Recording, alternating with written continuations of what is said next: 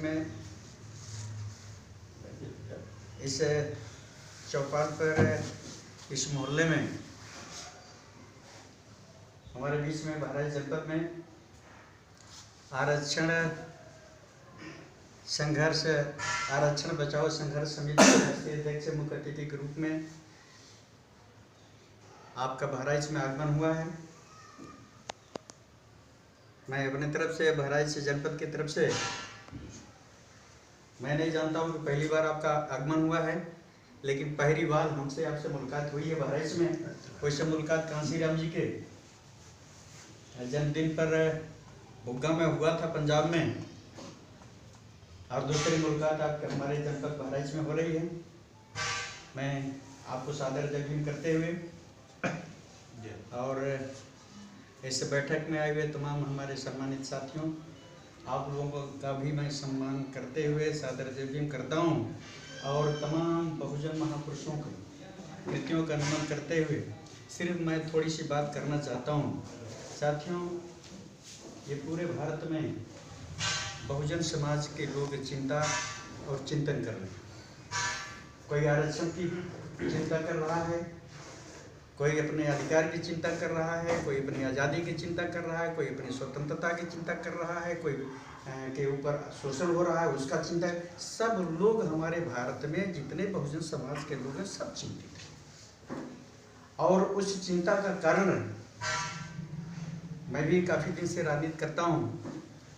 मैं तो कांसीराम जी के चेला हूँ, काफ़ी दिन उनका सेवा करने का, उस दल में रह करके काम करने का मौका मिला है, लेकिन उसके पहले से भी हम लोग राजनीति करते हैं। लेकिन आज के इस भारत में जो राजनीति हो रही है और भारत में जो सरकार चल रही है, ऐसा हमने कभी नहीं, ऐसा हमको देखने को नहीं मिला। तमाम सरकारें आई गई, तमाम उतार चढ़ाव देखा गया, लेकिन ये जो सरकार जो 2014 से चल रही है, और इस सरकार के नेतृत्व में जो पूरा भारत चिंतित है। एक किसान आंदोलन के पहले हम लोग चिंतित थे, अल्पसंख्यक समाज के लोग, खास करके मुस्लिम चिंतित था। अब पूरा भारत चिंतित हो गया है, चाहे वो किसान हो, मजदूर हो, गरीब हो, आरक्षण पाने वाले लोग, जो आरक्षण का लाभ लेने वाले वो हों, या छोटे मझौले जो है, छोटे छोटे व्यापारी तबके लोग हैं, ये सब चिंतित हैं।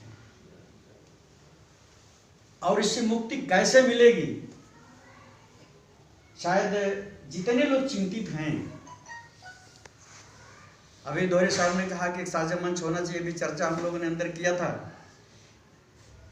तो ये सारे लोग चिंतित हैं, क्यों नहीं एक मंच बना रहे हैं, ये भी सवाल खड़ा है। और यदि चिंतित हैं तो इनके आगे जो नेतृत्व करने वाले लोग हैं, शायद मेरे समझ से वो दोषी हैं। जो नेतृत्व करने वाले लोग हैं, दल बना करके, सामाजिक संगठन बना करके जो नेतृत्व कर रहे हैं, हम सभी दोषी हैं। लेकिन हम दोष अपने आप को ना लेकर के हम दोषी मानते हैं उनको जो हमसे कोई लाभ नहीं ले रहा, उसको कोई लाभ नहीं मिल रहा, उसी को हम लोग दोषी मानते हैं, उसी को दोषी ठहराते हैं। और वो दोषी नहीं है, दोषी वो जानवर नहीं है, जानवर वो खूंटा दोषी है, जिस खूंटे में बांधा जाता है, शायद खूंटा कमजोर है, वो टूटता है तो दोषी वो है, जानवर दोषी नहीं होते। और इसीलिए जानवर को रस्सी में बांधने का काम करते हैं, रस्सी में फंसा करके खूंटे में बांधने का काम करता है कि अनुशासित रहेगा, खूंटा मजबूत रहेगा। खूंटा मजबूत नहीं है। जिस तरीके से अभी चर्चा में आया है, कांसीराम जी का नाम आया है, जिस तरीके से कांसीराम जी का नेतृत्व बहुत मजबूत नेतृत्व था,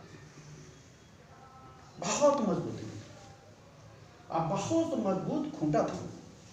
और उस खूंटे में हमारे बहुजन समाज के लोगों को ऐसा बांधा गया कि बहुत मजबूती से बांध दिया। लेकिन हमारा खूंटा जब नहीं रहा तो शायद हम फ्री हो गए। हमारे लोग फ्री हो गए। आज जो खूंटा है वो बहुत कमजोर है, कहीं न कहीं जो है दुश्मन से समझौता कर, वो कहीं न कहीं दुश्मन से समझौता कर ले। ये कहानी है। हाँ जी, ब्रिटेन भी कह सकते हैं। हाँ, ये कहानी है कि ये कहावत है कि सामने कुछ और होता है, पीछे कुछ और होता है। ऐसे लोग हम लोग के बीच में भी आकर के बोल करके चले जाते हैं, सामने कुछ और है, पीठ पीछे कुछ और है। ऐसे लोग हमारे नेता भी हैं, कहते कुछ और हैं, करते कुछ और हैं। और भाई साहब अभी आपने कहा है कि एक कड़ी उसमें जोड़ना चाहिए जो कांसी राम जी की भी हत्या हुई, हत्या की गई। अब किसके द्वारा की गई, कौन किया, हम उस पर नहीं जाना चाहता, लेकिन ये बात सही है कि तथागत गौतम बुद्ध जी, हम तो समझते हैं कि ये लोग नहीं आए होते तो हम लोग तो कुछ पता भी नहीं चलता। तथागत गौतम बुद्ध जी ने बहुत बड़ा आंदोलन ले लिया और उसी आंदोलन को लेकर के हमारे लोग पूरे भारत में आंदोलित हुए। तथागत गौतम बुद्ध जी ने आंदोलन दिया बहुजन हिताय बहुजन सुखाय। तथागत गौतम बुद्ध जी ने उस आंदोलन का नाम रख करके और पूरे भारत के लोगों को आंदोलित किया, और पूरे भारत नहीं पूरे दुनिया में लेकर के गए उस आंदोलन। और उस आंदोलन को इसलिए लेकर के गए कि उनके समय में वो लगा, उनको कुछ लगा होगा। हम लोग तो उस समय नहीं थे ना, बहुत हजारों वर्ष की बात है, लेकिन सुनने से और अनुभव करने से लगता है उसमें यदि हम लोग घुसते हैं, दिमाग लगा करके घुसते हैं, तो लगता है कि उस समय कुछ दिक्कतें थी। दिक्कतें क्या थी? उस समय तथागत गौतम बुद्ध जी को लगा कि भारत के बहुजन समाज को बांटा जा रहा है, भारत के बहुजन समाज को टुकड़े में बांटा जा रहा है, जातियों में बांटी जा रही है। इसलिए उन्होंने जमात की बात किया, इसलिए उन्होंने जो समाज की बात किया, इसलिए उन्होंने झुंड की बात किया। और तथागत गौतम बुद्ध जी ने उस झुंड को बहुजन बनाया, सारे लोगों को, सारे टुकड़े को जोड़ करके, और उस झुंड को तथागत गौतम बुद्ध जी ने बहुजन बनाया। और उस बहुजन बना करके तथागत गौतम बुद्ध जी ने एक झुंड बनाया। मेरे समझ से वो लोग डॉक्टर के रूप लेकर के आए, हमारे लोगों को बेहोश करने का काम ये आर्यों ने किया। थोड़ा समय उधर भी जाना चाहता हूँ, थोड़ी सी समय बदलने। इन लोगों ने हमारे लोगों को बेहोश किया और बेहोश का इंजेक्शन लगाया। उस इंजेक्शन का नाम है आत्मा परमात्मा भाग भागवान नरक सड़क पूर्ण पाप पूर्व कर्म पूर्व जन्म। और हमारे लोग, पढ़े लिखे लोग हमारे आज भी जो है